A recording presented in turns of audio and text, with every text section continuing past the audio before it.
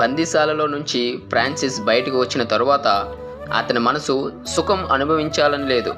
ఒకరోజు అతను పట్టణంలో తిరుగుతుండగా కుష్టు వ్యాధితో బాధపడుతున్న ఒక మనిషిని చూశాడు. అతని దగ్గరకు ఎవరు వెళ్ళకపోవడంతో ఫ్రాన్సిస్ హృదయం కదిలిపోయింది. అప్పుడు ఫ్రాన్సిస్ అతని దగ్గరికి వెళ్ళి తన వద్ద ఉన్న విలాసవంతమైన వస్త్రాన్ని తీసి ఆ పేద వ్యక్తికి ఇచ్చి అతన్ని హత్తుకున్నాడు. ఈ సంఘటన అతని జీవితాన్ని మలుపు తిప్పింది. అతను అనుకున్నాడు, నిజమైన సంపద అనేది పేదవారికి సేవ చేయడం అని తెలుసుకొని తన తండ్రి దగ్గరకు వచ్చి, నాన్న, నువ్వు ఇచ్చిన ఆస్తి నాకు అవసరం లేదు, నిజమైన సంపద ఏంటో నేను తెలుసుకున్నాను, నాకు ఆ సంపదే కావాలని తన తండ్రి కోపగించుకుంటున్నా సరే ఫ్రాన్సిస్ తన ఆస్తి మొత్తం వదిలి పేదల దగ్గరికి వెళ్ళిపోయాడు. మరి వెళ్ళిపోయిన తర్వాత ఏం జరిగిందో తెలియాలంటే